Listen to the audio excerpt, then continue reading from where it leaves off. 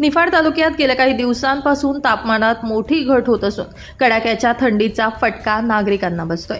या वाढत्या थंडीमुळे यावर्षीचा पहिला दुर्दैवी मृत्यू नोंदला गेला असून देवगाव तालुका निफाड येथील 22 वर्षीय युवकाचा थंडीत कडाडून मृत्यू झाल्याची घटना समोर आली आहे। देवगाव येथील पाटबंधारे विभागाच्या कार्यालयाजवळ 9 जानेवारीला सकाळी 8 वाजेच्या सुमारास समीर दौलत सोनवणे वय 22 हा युवक मृत अवस्थेत आढळून आला। पोलीस पाटील सुनील बोचरे यांनी लासलगाव पोलिसांना तात्काळ खबर दिली। माहिती मिळताच सहाय्यक पोलीस निरीक्षक भास्करराव शिंदे, पोलीस हवालदार संदीप शिंदे व औदुंबर मुरडनर यांनी घटनास्थळी धाव घेत पंचनामा केला। त्यानंतर मृतदेह शवविच्छेदनासाठी लासलगाव ग्रामीण रुग्णालयात पाठवण्यात आला। शवविच्छेदन प्राथमिक अहवालानुसार अति थंडीमुळे हृदयविकाराचा तीव्र झटका आल्यानं युवकाचा मृत्यू झाल्याचं निष्पन्न झालंय।